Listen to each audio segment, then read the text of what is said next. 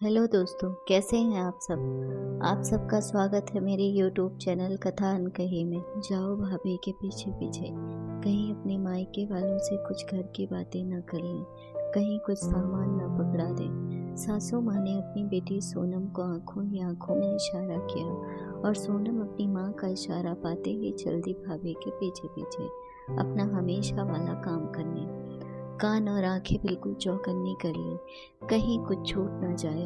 आखिर माँ को पूरी रिपोर्ट जो देनी थी। सोनम को आते देख रीता समझ गई कि इसे जरूर सासू माँ ने उसके पीछे पीछे भेजा है, उसकी नज़रबंदी मतलब कान लगाकर हर बात सुनने के लिए। फिर उसके बाद नमक मिर्च लगाकर अपनी माँ से बताएगी। रीता के मायके से जब भी कोई आता तो पहले तो सासू माँ उसे अपने मायके वालों के साथ 1 मिनट के लिए अकेला नहीं छोड़ती, हर समय उसे काम में ही उलझाए रखती।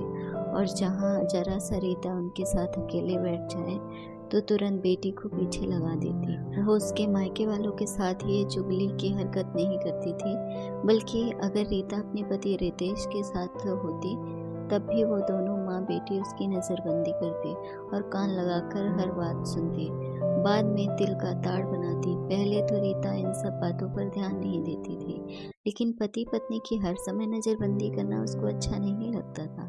रीता के मायके से किसी का फोन आता तो सासू माँ वहीं जमी रहती और बातें सुनती रहती। इस बात पर सख्त निगाह रहती कि रितेश अपनी पत्नी के लिए कोई सामान न ले आए। जहाँ रितेश कहीं बाहर से आता तो सोनम रीता को उसके पास जाने का मौका नहीं देती, खुद ही उसके आगे पीछे नाचती रहती और ये देखती कि कहीं भैया भाभी के लिए कोई सामान तो नहीं ले आए। एक दिन रितेश रात में बाहर से आए, डोरबेल बजी तो उस दिन सोनम की बजाय रीता ने जल्दी से दरवाज़ा खोल दिया। तब तक पीछे पीछे सोनम भी लपकते हुए पहुंच गई। वहीं छुपकर देखने लगी तो देखा रितेश ने एक काली थैली रीता को पकड़ाई और उसने जल्दी से अपने कमरे में रख दी। दूसरे दिन सुबह माया देवी ने रीता से पूछा, रात में रितेश तुम्हारे लिए काली थैली में क्या लेकर आया था। मैंने तुम्हें पहले भी समझाया है कि रितेश कोई भी सामान लाए तो मना कर दिया करो, या फिर उससे कहा करो पहले मम्मी जी और दीदी के लिए भी लेकर आया करो, वरना मत लाया करो। लेकिन तुम्हें तो सिर्फ अपनी पड़ी रहती है। लेकर आओ, हम भी तो देखें क्या क्या मंगवाती हो हमसे छुपकर। रीता समझ गई कि सोनम ने उसे देख लिया है और अपनी माँ से चुगली करी है। आज उसने भी सोच लिया था कि दोनों माँ बेटी को सबक सिखा कर रहेगी। वो मुस्कुराते हुए कमरे में गई और एक बड़ी सी काली थैली लाकर अपनी सासू माँ को पकड़ा दी और वहीं खड़ी हो गई। तब तक वहाँ सोनम और रितेश भी आ गए। रितेश ने रीता को आंखें दिखाई और आंखों ही आंखों में पूछा, ये तुम यहाँ क्यों ले आई। रीता ने उसे चुप रहने का इशारा किया तो वो भी चुपचाप सोफे पर बैठकर देखने लगा। सासू माँ ने काली थैली खोली तो उसमें रीता के लिए अंडर गारमेंट्स थे। सामान देखते ही उन्होंने जल्दी से बंद करके रख दिया। सोनम ने जैसे ही सामान देखा और वहाँ से 9-2-11 हो गई। माया देवी से न कुछ पूछते बन रहा था न कहते बन रहा था, क्योंकि बेटा रितेश भी सामने ही बैठा था। रीता बोली, माँ जी बताइएगा, तो ये सब आपके लिए और दीदी के लिए भी मंगवा दूंगी आपके बेटे से।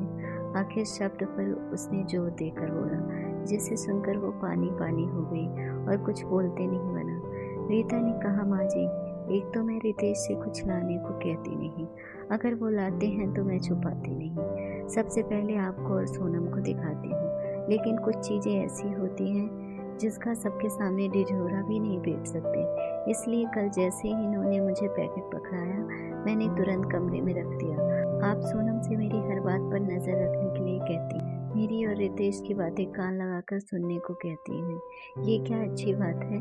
कल को उसे भी अपने ससुराल जाना है, अपनी इस आदत से अपना ही घर फोड़ लेगी वो।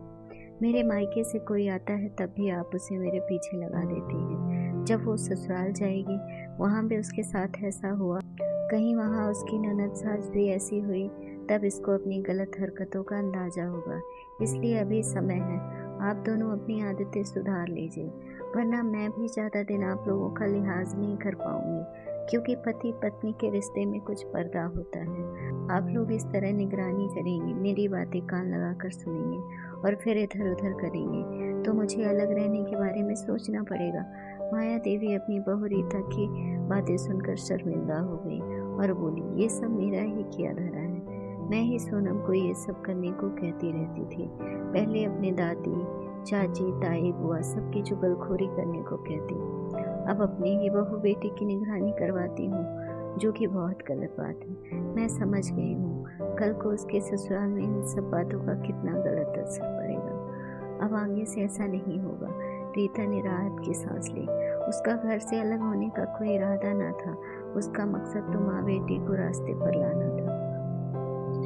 अगर आपको हमारी स्टोरी अच्छी लगी हो तो अपने दोस्तों के साथ भी शेयर कीजिए और कमेंट में ज़रूर बताइए कि कैसी लगी हमारी ये कहानी।